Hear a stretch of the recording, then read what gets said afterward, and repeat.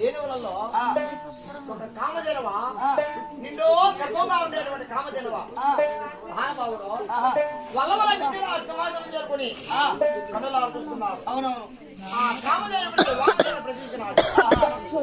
ఉండే ముద్రలేక ఓడలా నాయనా అయ్యా ఆ ఆగలకి విద్యరాజు పంచకుప్పుడు వెలిగి మన గర్భానం పోచేద్దాం మనసులో అనుకున్నది కామదేనవ.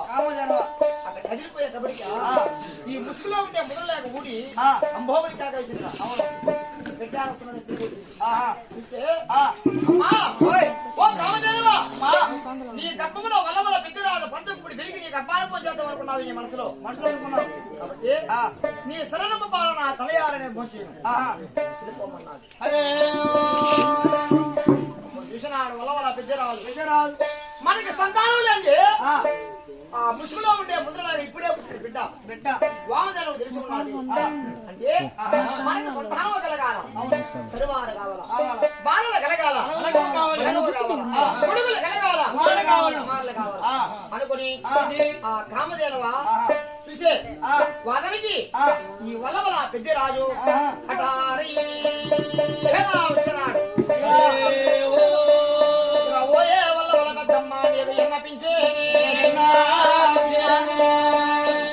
ప్రకారమే ఏదమ్మా కూడి 20 పట్టాలు 7 భాగాలు పెట్టుకోవాలన్నారు. ఏమయ్యా ప్రాణేశ్వరన్నారు. అయ్యా బామా నువ్వు చెప్పిన ప్రకారం నేను కాదన్నాను. అవును ఈ రోజు నా గర్భంలో సంతానం కలగాలండి నా నాన్న నన్ను విలవను కొడుకు కావాలా అమ్మాని నిన్ను విలవను కొడుకు కావాలా సంతానం కలగాలి మన గర్భంలో చెప్పి అలా పెరగదా సింహాద్రాది కాడికి నాయన ఉన్నాడు.